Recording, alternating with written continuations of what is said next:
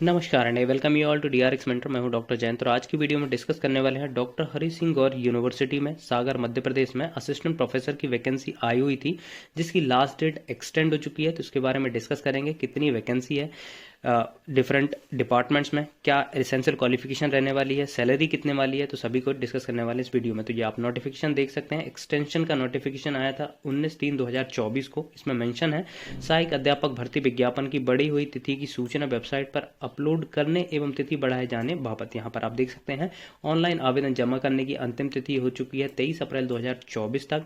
आवेदन की hard copy प्राप्त करने की अंतिम तिथि हो चुकी है 30 अप्रैल 2024 तक। तो इनफ टाइम है, यदि आप लोगों ने ये फॉर्म फिलअप नहीं किया है तो आप इसका फॉर्म फिलअप कर सकते हैं। तो चलिए देखते हैं कितनी वैकेंसी है। ये नोटिफिकेशन देख सकते हैं आप, जो कि प्रीवियस नोटिफिकेशन है, ये आया था 21/2/2024 को। यहाँ पर आप देख सकते हैं असिस्टेंट प्रोफेसर की पोस्ट पे लगभग 88 वैकेंसीज है डिफरेंट डिपार्टमेंट में। ठीक है, ये परमानेंट वैकेंसी है। इसका पे लेवल है लेवल 10।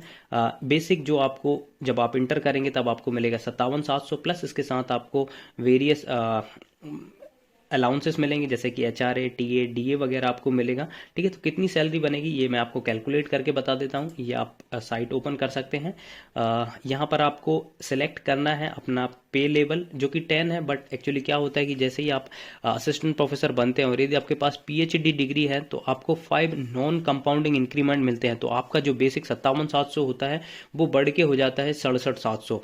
प्लस आपका HRA डिपेंड करता है कि आप किस सिटी में रहते हैं, तो आपको ये HRA मिलेगा। जैसे कि सागर जो कि 10% से बिलोंग करती है, मतलब जेड सिटी से बिलोंग करती है, तो 10% HRA के लिए आप एलिजिबल है।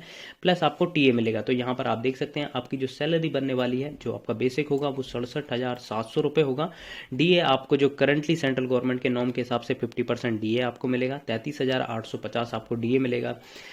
HRA आपको मिलने वाला है 6,770 रुपये और TA ट्रैवलिंग अलाउंस आपको 5400 मिलने वाला है। तो टोटल जो आपकी सैलरी बनने वाली है वो होने वाली है 1,13,720 रुपये आपकी टोटल सैलरी बनेगी। अब इसमें 3 डिडक्शन होते हैं। एक तो आपका NPS का होता है, न्यू पेंशन स्कीम का, जो कि आपका DA प्लस बेसिक का 10% होता है। ठीक है, सेकंड आपका टैक्स यहाँ पर कटता है क्योंकि आप टैक्स स्लैब में आते हैं। थर्ड आपका CGHS का जो हेल्थ सर्विसेज प्रोवाइड करती है उसका लगभग 650 आपका डिडक्ट होता है। फिर इसके बाद आपकी सैलरी बनती है, तो लगभग आपकी 95 इन हैंड सैलरी यहाँ पर बनने वाली है। ठीक है, तो नेक्स्ट डिस्कस करते हैं हम कि इसमें क्या एसेंशियल क्वालिफिकेशन मांगी गई है। यहाँ पर आप देख सकते हैं जो 88 वैकेंसीज है वो डिफरेंट डिपार्टमेंट में है, जैसे कि school of art information sciences में, school of humanities and social sciences में, जो भी डिफरेंट डिसिप्लिन होते हैं उनमें वैकेंसी है। स्कूल ऑफ लैंग्वेज में वैकेंसी है, स्कूल ऑफ अप्लाइड साइंसेस में है, school of engineering and technology जिसके अंदर फार्मास्यूटिकल साइंसेस में हम भर सकते हैं। यहाँ पर आप देख सकते हैं यहाँ पर टोटल 9 वैकेंसी है। ठीक है, 9 वैकेंसी। यदि हम रिजर्वेशन वाइज देखें तो यहाँ पर आप देख सकते हैं अनरिजर्व की 3 वैकेंसी है, SC की कोई भी पोस्ट नहीं है, ST की 1 पोस्ट है, OBC की 3 पोस्ट हैं और EWS की 1 पोस्ट है। इनमें से भी जो 1 पोस्ट है वो फिजिकली हैंडीकैप के लिए रिजर्व है। अब इसमें इन्हें डिस्क्लोज नहीं किया है कि वो अनरिजर्व में है, कि OBC में है, कि ST में है, कि EWS में है। नेक्स्ट डिस्कस करते हैं कि इसमें क्या क्वालिफिकेशंस मांगी गई है। तो यहाँ पर आप देख सकते हैं क्वालिफिकेशंस में, यहाँ पर डायरेक्टली हम क्वालिफिकेशन सेक्शन में चलते हैं जो कि इंजीनियरिंग सेक्शन से बिलोंग करता है। यहाँ पर आप देख सकते हैं नंबर 3 पे है फार्मास्यूटिकल साइंसेस। तो आपके पास बेसिक डिग्री इन फार्मेसी होना चाहिए, registration as a pharmacist under the pharmacy act 1948, आपके पास PCI का रजिस्ट्रेशन होना चाहिए। थर्ड आपके पास होना चाहिए first class master degree in appropriate branch of specialisation in pharmacy, आपके पास मास्टर्स होनी चाहिए। तो 3 यहाँ पर एसेंशियल है। पहला आपके पास B फॉर्म होना चाहिए, दूसरा रजिस्ट्रेशन हो जाना चाहिए PCI में, और थर्ड आपके पास मास्टर्स होना चाहिए। डिजायरेबल में है, डिजायरेबल मतलब यदि आपके पास होगा तो यहाँ पर आपको प्रेफरेंस दिया जाएगा। यदि आपके पास टीचिंग, रिसर्च, इंडस्ट्रियल और professional experience in reputed organisations हैं, आपके पास रिसर्च पेपर हैं या आपने रिसर्च पेपर पब्लिश प्रेजेंट किए हैं कहीं कॉन्फ्रेंस में, तो आपको उसके एडिशनल नंबर मिलेंगे। ठीक है, तो जिनके पास होगा उनको एडिशनल बेनिफिट यहाँ पर दिया जाएगा। यदि आपके पास टीचिंग है तो आपको लगभग 2 नंबर आपको मिलता है पर ईयर के हिसाब से टीचिंग वालों को एक्सपीरियंस का। ठीक है, तो यदि आपके पास 5 साल का एक्सपीरियंस है तो आपको 10 नंबर यहाँ पर एडिशनल मिलने वाले हैं। ठीक है, ऐसे ही रिसर्च पेपर के आपको मिलते हैं। रिसर्च की यदि आपके पास हैं तो 2 नंबर आपको ईच पेपर के मिलते हैं। यदि आपके पास 5 रिसर्च पेपर, मैक्सिमम 5 तक ही मिलते हैं, तो उसके आपको 10 नंबर मिल जाएंगे। तो टोटल 10 यहाँ पर आपको रिसर्च के मिल जाएंगे। और यदि आपके पास 5 साल का एक्सपीरियंस है तो आपको 10 नंबर ये मिल जाएंगे। 2 पर ईयर के हिसाब से मिलता है। यदि आपके पास जितने भी ईयर का होगा, मैक्सिमम 10 नंबर मिलते हैं। 5 साल तक आप अप्लाई कर सकते हैं, मतलब जैसे कि आपके पास 5 साल हैं तो 10 नंबर मिलेंगे, 4 हैं तो आपको 8 नंबर यहाँ पर मिलने वाले थे। इसके बाद आपका बनेगा एपीआई स्कोर। एपीआई स्कोर बनने के बाद आपको डॉक्यूमेंट जो भी आपके, यदि कुछ उसमें प्रॉब्लम होगी, जैसे आपका पीसीआई का जो रजिस्ट्रेशन है वो एक्सपायर हो गया, तो आपको लेटेस्ट वाला जो रिन्यूअल वाला सबमिट करने के लिए एप्लीकेशन करना पड़ेगा।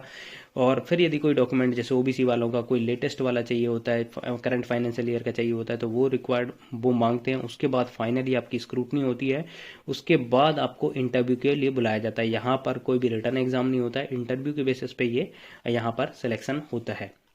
नेक्स्ट डिस्कस करते हैं कि आपके पास ऑनलाइन फॉर्म कहाँ से फॉर्म फिलअप करना है। तो आपको CU चयन करके एक वेबसाइट है जो कि UGC की है, उससे के थ्रू यहाँ पर आपको अप्लाई करना है। यहाँ पर आप देख सकते हैं हाउ टू अप्लाई में है, ऑल्सो अवेलेबल ऑन CU चयन पोर्टल। यहाँ पर आपको रजिस्टर करना है। रजिस्टर करने के बाद आपको जो भी आपकी डिटेल्स हैं, आपकी जो मार्कशीट है वगैरह, रिसर्च पब्लिकेशंस हैं, वो सब यहाँ पर आपको फिल करना है। फिल करने के बाद सबमिट करना है। सबमिट जैसे ही करेंगे फिर आपको आएगा अप्लाई करने के लिए। तो आपको अप्लाई करना है फार्मास्यूटिकल साइंसेस में, या आप जो भी डिसिप्लिन के हैं, जैसे आप मैथमेटिक्स के हैं या फिर अदर हिंदी लैंग्वेज वगैरह के हैं, तो आपको सेलेक्ट करना है अप्रोप्रिएट ब्रांच, और फिर उसके बाद फिलअप करना है। यहाँ पर एप्लीकेशन फ़ी है, यहाँ पर आप देख सकते हैं।